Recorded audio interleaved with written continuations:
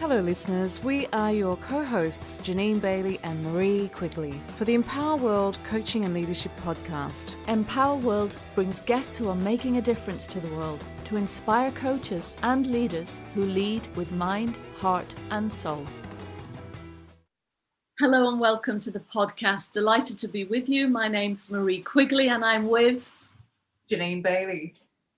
Great to be here with you this morning. We have been talking about some of the work we've been doing outside our kind of day job of running our business and being coaches who coach in organizations, and also that one-to-one work we do. And we've been looking at the amount of work we've been doing this year in a volunteering capacity.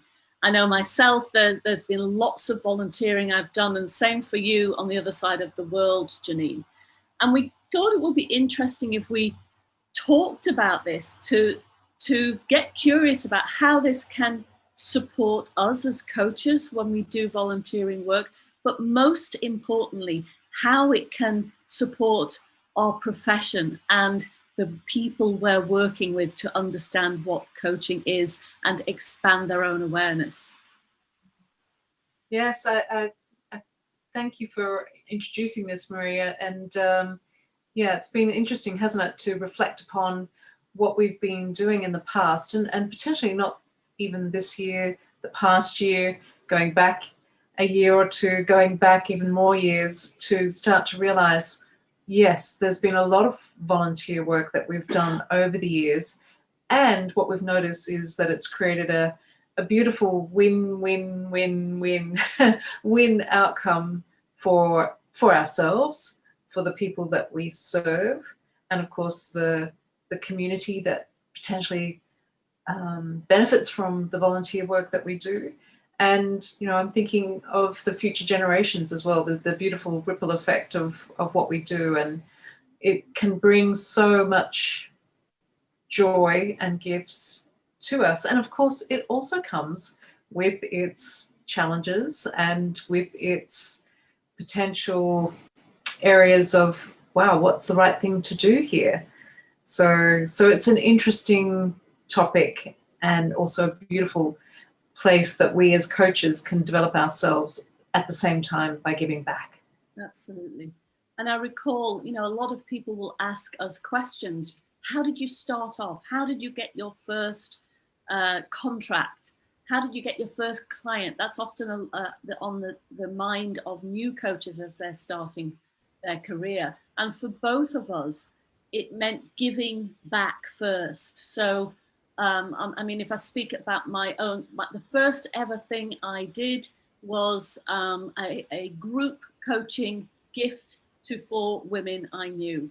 And that was gifted to them in a volunteering capacity to support them, but also to test out my skills and, support me to have the courage to expand my own awareness and do my own self-reflection. So I started to learn about what I loved doing and what I didn't love doing. That was the very first thing. So gifting back to a community was the way I started. And I know for both of us, Jeanine, especially when we came together in Qatar, we did a lot of voluntary talks, a lot of voluntary events for organizations, kind of teaching them about what coaching was. And it was gifting our time and gifting our expertise. And as you said, it has paid back in so many beautiful ways, creating great relationships, partnerships, and then going on to get paid work, which wasn't the intention originally. It was really about teaching our beautiful Qatar at the time what coaching was. Yes, it really was. And like you, Marie, my own personal experience at the beginning of my coaching journey, it did include volunteering, being part of networks that created seminars and just by doing that, created a beautiful opportunity with one of the major organizations in Qatar. So it was the gift. It was a gift that, again, as you say, Marie, it came from an intention of serving and supporting others. and without putting out there, I want something back. And the universe did come back with, again, that beautiful gift of work. And so it's something that you and I have both been doing ever since we've been in this coaching world, this profession of coaching. It's valuing what we do. It really is valuing what we do.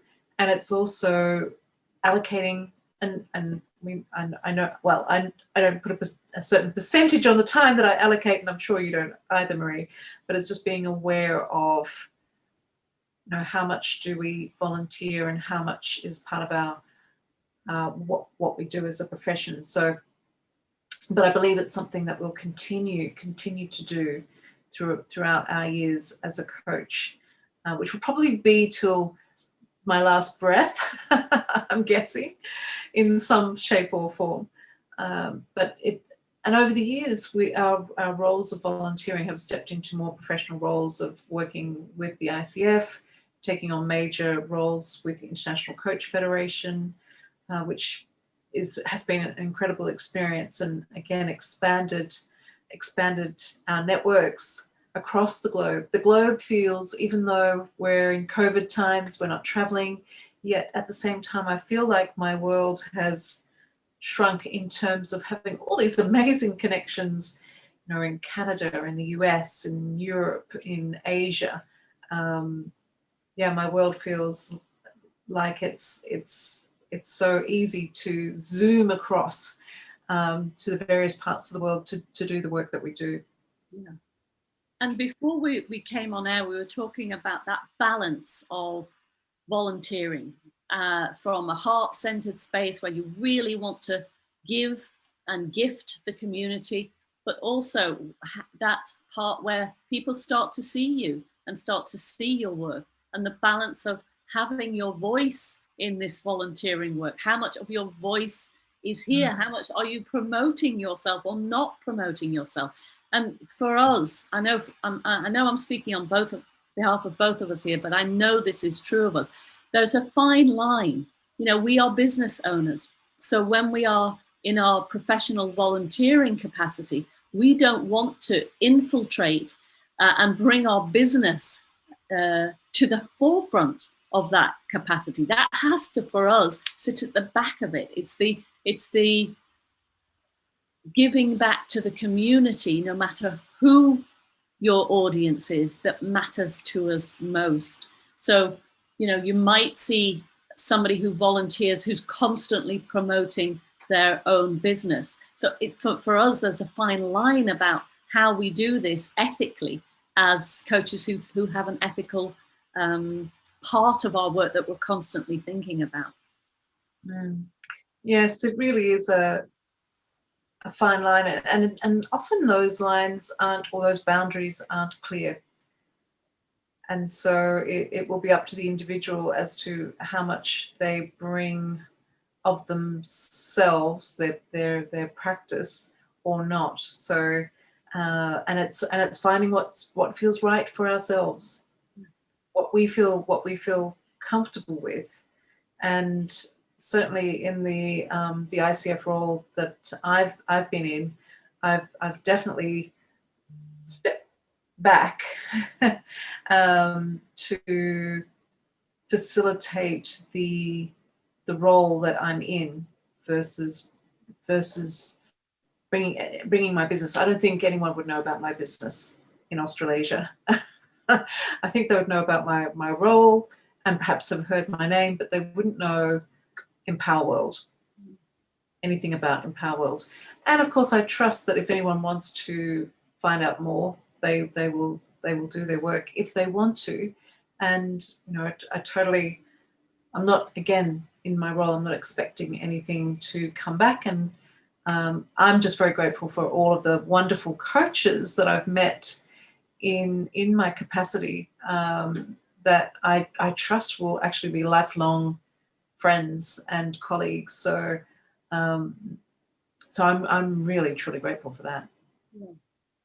And so it might be useful for listeners to think about the work we have done in a voluntary capacity, so that they can think about where they might like to go.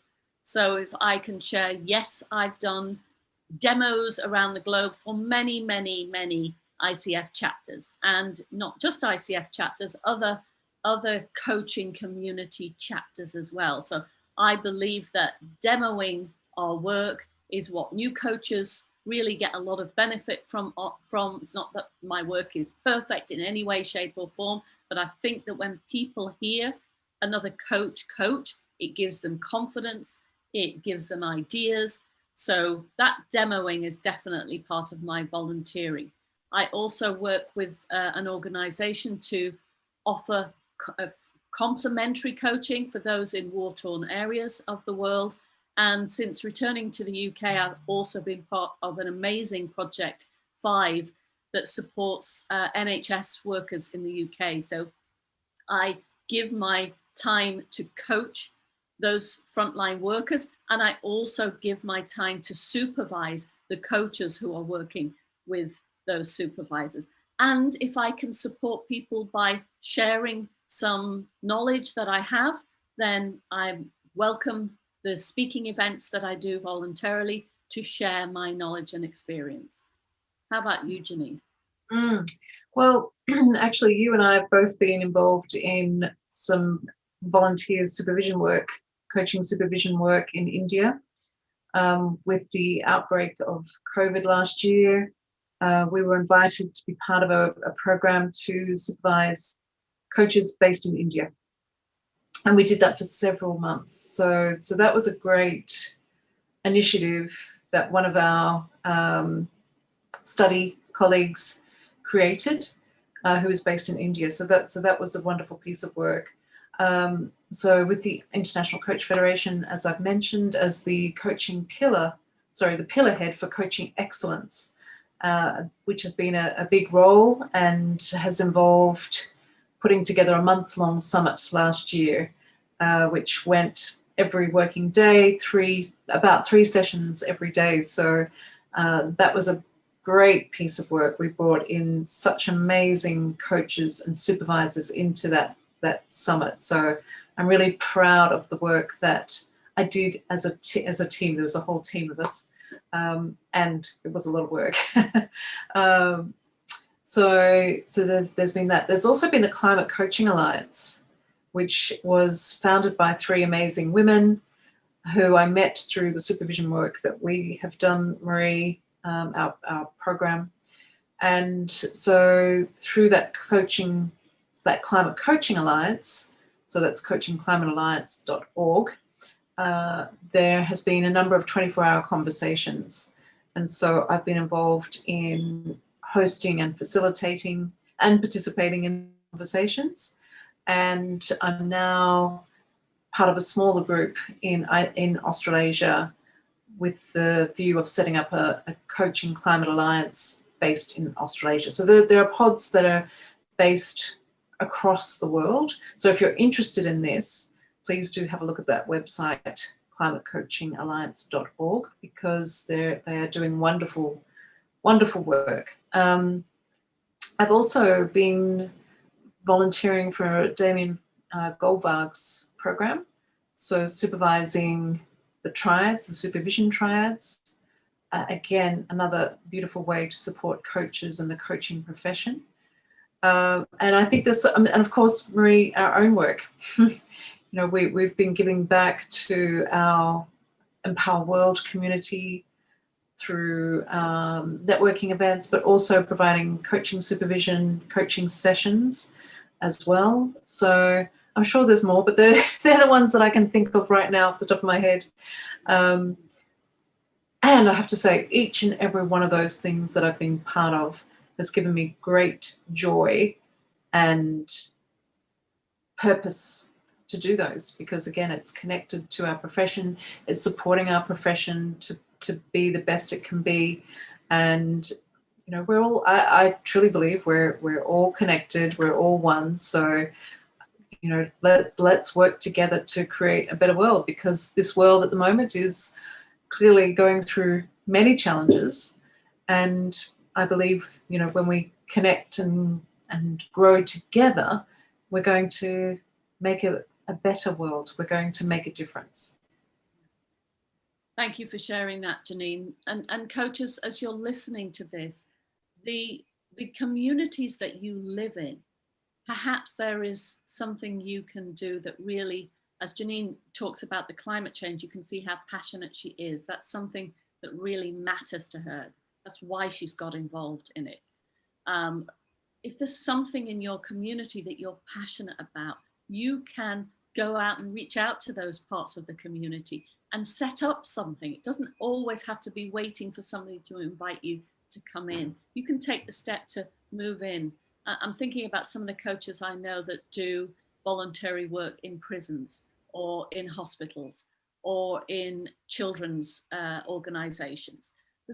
And actually animal shelters. I know a coach who supports the people that work in animal shelters. So there's so many things that you could do that you're interested in, that you're passionate about, to support the community that you work in, to work and live in, to understand what coaching is, get to know you, get to know your work, spread your good message in many ways, and really make a difference in your little part of the world. So as you know, Jeanine and I are really aligned to the ICF, and there are many ICF chapters, communities around the globe. Reach out to them, get involved in them. There's also the EMCC chapters, again, a lot of them are in Europe, but also spreading around the globe. There's AOC, I think, the Association of Coaching, those communities, again, in the UK and around the globe. So reach out, do some research, get curious, and see how you can use your skills, your techniques, your passion to support the world to become a better place, one conversation at a time. Yes, totally agree, Marie. And you know, I'm of International Coaching Week that just took place. There's another, another. It doesn't have to be International Coaching Week, but being a part of it once again demonstrates how people are hungry for knowledge and coaching support. So there is so many opportunities, and in again, mental health awareness or mental support, mental health support is really needed. I really truly believe that now is the time to really be able to spread your gifts, be able to again create a better world. And like you, Marie, I've also had the pleasure of doing demonstrations in different chapters, being involved in different chapters across the globe to support them. So yeah, reach out to those chapters. They're again looking for volunteers who bring another perspective. So if you have something that's unusual, quirky, a great story to tell, reach out. So the last webinar that I got involved in was with the ICF Pune chapter. And so just sharing my story about the Indigenous work that I've been doing really touched people's hearts. So yeah, spread your love, spread your story, your skills, and yeah, again, make a difference. So thank you for sharing. Thank you for listening. And please do share any thoughts or ideas that come up with us. We'd be delighted to hear from you. And anything else that you'd like to share before we finish up, Marie? On a final note, you don't have to be an experienced coach to volunteer your time. You can be a coach in training. You can be just starting out in the world of coaching.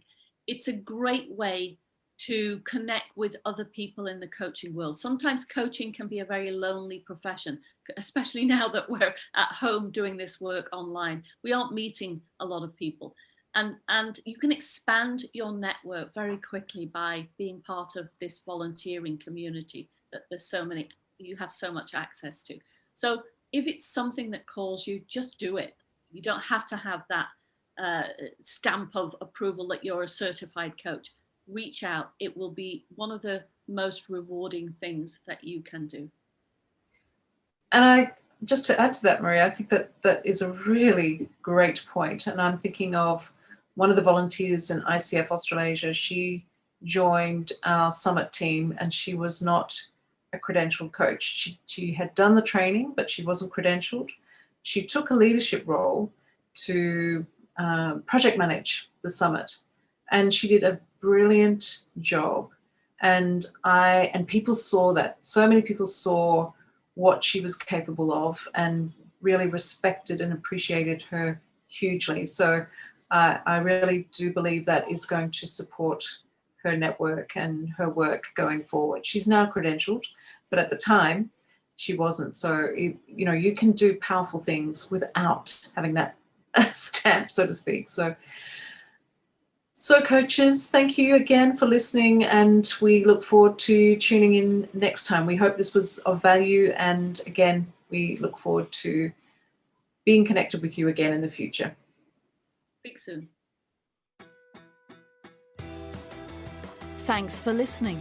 You can find out more about us on our website www.empower-world.com and on our social media networks: Facebook, LinkedIn, Twitter, Instagram, and YouTube. Be empowered.